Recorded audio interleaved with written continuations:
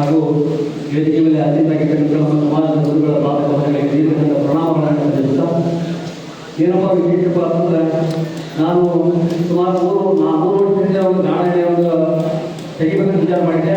ಅದು ನಮ್ಮ ಊರಾಗ ಆಲೂರಾಗ ಅಂಗಡಿ ಓಪನ್ ಮಾಡಿ 3 ವರ್ಷದಿಂದ ಅತ್ಯಂತ ಚಲೋ ನಡೀತಿರ್ತದೆ. ಒಂದು ವಿಷಯ ಏನು ಹೇಳಬೇಕು ಅಂದ್ರೆ ಈ ಗಾಣೆ ಹೆಂಗಪ್ಪ ಅಂದ್ರೆ ನಾವು ಕೇವಲ ಗಾಣೆಯನ್ನು ಜಾತಿ ಸೀಮಿತ ಮಾಡಲಾರೆ ಮತ್ತು ಒಂದು ಉದ್ಯೋಗ ಸೀಮಿತ ಮಾಡಲಾರೆ ನಾವು ಮಾಡ್ಕೊಂಡು ಹೋಗಿದ್ದೆ. ಅದರಲ್ಲಿ ಸಮಾಜಕ್ಕೆ ಒಂದು ಒಳ್ಳೆ ಸ್ವಾಸ್ಥ್ಯವನ್ನು ಕೊಡುವ ಪ್ರಯತ್ನ ಸಮಾಜ ಮಾಡ್ಕೊಳ್ತಕ್ಕಂಥ ಮಾತನ್ನು ಭಾಳ ಹೆಮ್ಮೆಯಿಂದ ಹೇಳಲಿಕ್ಕೆ ಬರ್ತಾ ಇದೆ. ಕೇವಲ ಅದನ್ನು ಮುನ್ಮಾನಗಳು ನಮ್ಮ ಭಾಗ ಹೆಂಗದಪ್ಪ ಅಂದ್ರೆ ದಿನವಾರ ವಿಜಯಗಳು ಈ ಒಂದು ಹೋದ ವರ್ಷ ನಾನು ಸುಮಾರು ಒಂದು 8 ರಿಂದ 10 ತಿಂಗಳು ವಿಜಯ ಬಂದಿದೆ. ಕೇವಲ ಎಣ್ಣೆ ಮಾಡೋ ಬೇಡ ಅಂತ ಹೇಳಿ ಜನರಿಗೆ ರೈತರಿಗೆ ಉಪಯೋಗ ಆಗಲಿ ಅಂತ ಹೇಳಿ ಬೀಜ ಮಾಡ್ಕೊಂಡಿದ್ದೀವಿ. ಇವತ್ತಿನ ದಿನಮಾನದಲ್ಲಿ ನಮ್ಮ ಭಾಗದ ಸುಮಾರು 2 ರಿಂದ 2.5 ಎಕರೆ ಪ್ರಯತ್ನ ರೈತರು ಮಾಡಿದ್ದಾರೆ.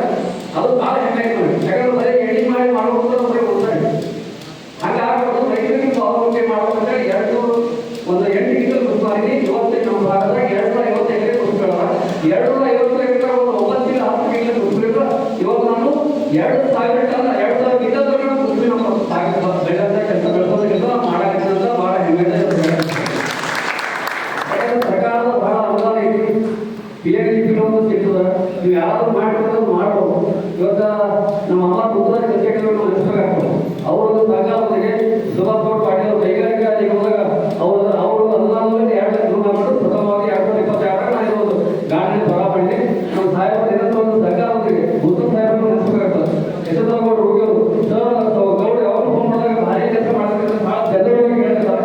ಸಮಾಜ ಎಲ್ಲ ಕಟ್ಟಡಗಳೆಲ್ಲ ಸಪೋರ್ಟ್ ನಾವ ಇದೇ ರೀತಿ ಬಹುಶಃ ಈ ಸಪೋರ್ಟ್ ಇಲ್ಲಿ ಮುಂದೆ ಇತ್ತಂದ್ರೆ ನಾನು ಹೋಗೋದು ಅಂದಾಗ ಇಡೀ ರಾಜ್ಯಕ್ಕೆ ಇಡೀ ದೇಶಕ್ಕೆ ಆಗಲಿ ನಮ್ಮ ಸಮಾಜದಲ್ಲಿ ಒಳ್ಳೆ ಹೆಸರು ಬರೋಂಥ ಕೆಲಸ ನಾವು ಮಾಡಿ ಮಾಧ್ಯಮ ಇಲ್ಲಿ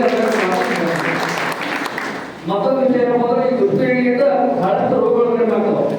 ಹಾರ್ಟಿಗೆ ಭಾಳ ಉಪಯೋಗ ಎಲ್ಲರಿಗೂ ಕೂಡ. ಇನ್ನೊಂದು ವಿಷಯ ಮುಂದೆ ಹೇಳ್ಕೊಂಡ್ರೆ ವಿಜಯಲಕ್ಷ್ಮಿ ಭಾಳ ಕೆಲಸ ಮಾಡಿದ್ರೆ ನಾನು ಎಲ್ಲಿ ಹೇಳ್ತೀನಿ ವಿಜಯಲಕ್ಷ್ಮಿ ಭಾಳ ಬಾಯಿಗಳು ಗಾಡಿಯಲ್ಲಿ ಅವರೇ ಕಳಿಸ್ರಿ.